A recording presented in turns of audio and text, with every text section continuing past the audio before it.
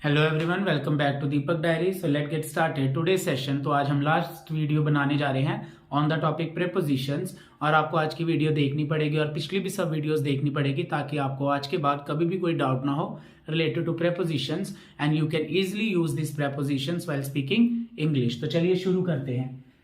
हमने पहली प्रीपोजिशंस पढ़ ली थी। आज मैं प्रीपोजिशन में सबसे पहले लेने जा रहा हूँ दो प्रीपोजिशंस जो है सिंस और फॉर। सिंस और फॉर दोनों का मतलब ही होता है से, कोई डिफरेंस नहीं है, दोनों का मतलब होता है से। पर जब आपने इनको यूज करना है while using, you must make sure where to use which preposition. Okay, since को हम यूज करते हैं जब मैं किसी पर्टिकुलर टाइम की बात करूंगा। पर्टिकुलर टाइम मतलब 2001 हो गया, मैं एक पर्टिकुलर साल की बात कर रहा हूं। जनवरी हो गया, पर्टिकुलर मंथ की बात कर रहा हूं। 9 AM हो गया, पर्टिकुलर एक टाइम की बात कर रहा हूं। मंडे एक पर्टिकुलर डे की बात कर रहा हूं।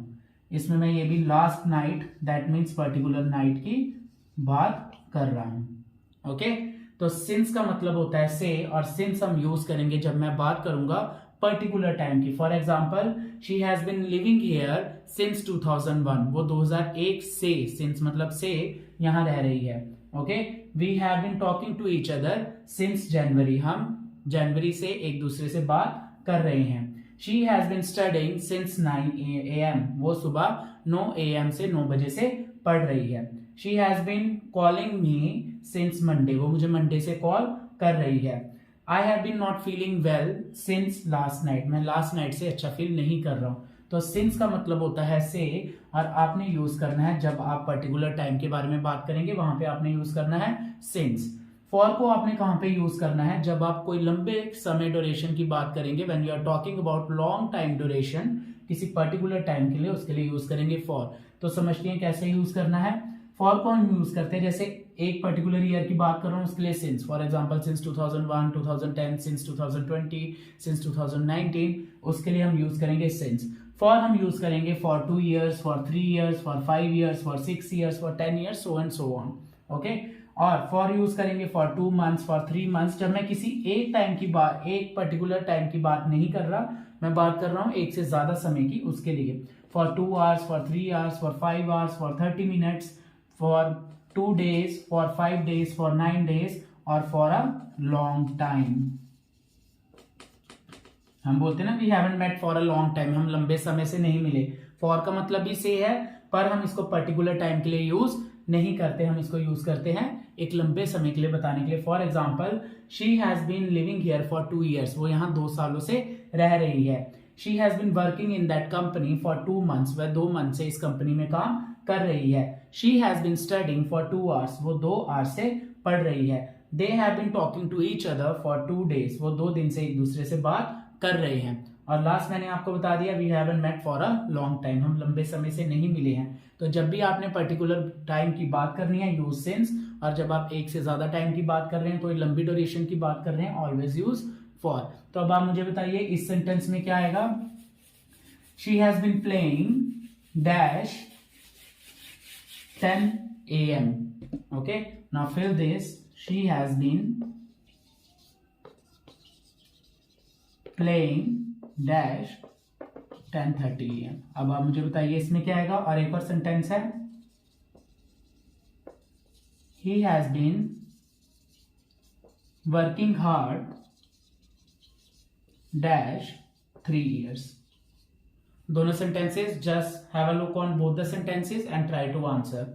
उसके बाद जो नेक्स्ट प्रीपोजिशन है जिसकी मैं बात करूंगा, let's talk about other 2 prepositions। उसमें हमारी आएगी, first one is above, second one is over. Above और ओवर दोनों का मतलब ही होता है, जब हम बात कर रहे हैं कोई भी चीज हमारे ऊपर है, उसके लिए हम यूज करते हैं अबव एंड ओवर। बस इतना डिफरेंस है, अबव मतलब जो चीज मोशन में नहीं है, जो एक जगह पे स्टैंड है, उसके लिए यूज करेंगे अबव, और जो चल रही है उसके लिए मोशन में है, उसके लिए यूज करेंगे over. For example, the aeroplane is flying over my head, मतलब एरोप्लेन ऊपर मोशन में है, चल रहा है, तो उसके लिए क्या यूज करेंगे, the aeroplane is flying over my head. और अगर फॉर एग्जाम्पल क्लॉक है मेरे हेड के ऊपर, मैं क्या बोलूंगा, the clock is above my head, that means ऊपर है और क्लॉक मूव नहीं कर रही है, उसके लिए यूज होगा अबव। क्लियर। और दूसरा हम जो यूज करते हैं ओवर को बहुत बार हम यूज करते हैं जब कोई चीज से हम ढका होता है। For example she put a blanket over him, she put a blanket over him, उसने उसके ऊपर ब्लैंकेट डाल दी। दैट मीन्स जब किसी को ढकने की बात होगी उसके लिए। She put a cloth over me, she put a cloth over me, उसने मेरे ऊपर क्लोथ डाल दिया।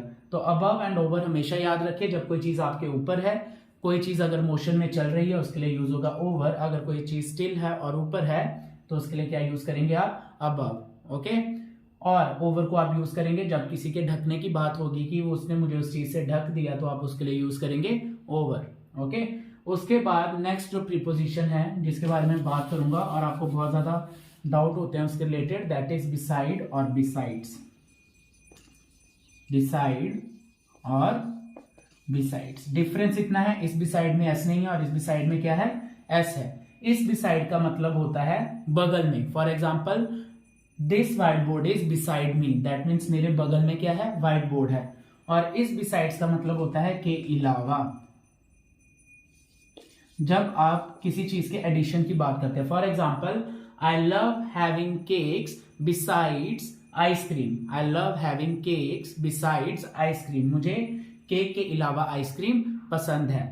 I love playing football besides cricket, मुझे फुटबॉल खेलना पसंद है क्रिकेट के अलावा। तो इस बिसाइड में जिसमें एस नहीं है, जब भी आप इसकी बात करेंगे आप इसको यूज करेंगे बगल की सेंस में। For example Ram is sitting beside me, okay, the book is beside notebook, that means बगल में और साथ में। और बिसाइड्स मतलब किसी चीज का एडिशन। अब आप मुझे बताइए इसकी इंग्लिश क्या होगी, मुझे पढ़ने के अलावा खेलना भी पसंद है, तो you have to tell me the English of this particular word. अब हम बात करेंगे एक और प्रीपोजिशंस की जिसका क्या है, अक्रॉस। अक्रॉस क्या होता है, फॉर एग्जाम्पल ये आपका रोड है, जब आप इस पॉइंट से इस पॉइंट में जा रहे हैं आप उसके लिए यूज करेंगे across. For example a man is standing there और वो रोड के दूसरी तरफ जा रहा है, तो आप क्या बोलेंगे, the man is walking across the road. अब एक और एग्जाम्पल लेते हैं, फॉर एग्जाम्पल यहाँ पे रिवर है और इसके अंदर अगर शिप सेल कर रही है और शिप एक किनारे से दूसरे किनारे में जा रही है, तो आप क्या बोलेंगे, the ship is selling across the river, the man is walking across the road. और उसके बाद अब आप मुझे बताइए, बहुत बार हम क्या करते हैं, हम पार्क्स वगैरह में जाते हैं, गार्डन्स में जाते हैं, ओके, प्लेग्राउंड में जाते हैं। अगर इस कोई भी प्लेग्राउंड है, कोई भी पार्क है, उसकी ऐसी फिगर है, सर्कुलर कैसी भी है, अगर आप बीच में से निकल रहे हैं तो आप बोलेंगे the boy is walking across the stadium, the man is walking across the ground, the man is walking across the garden. Okay, you can use in this way.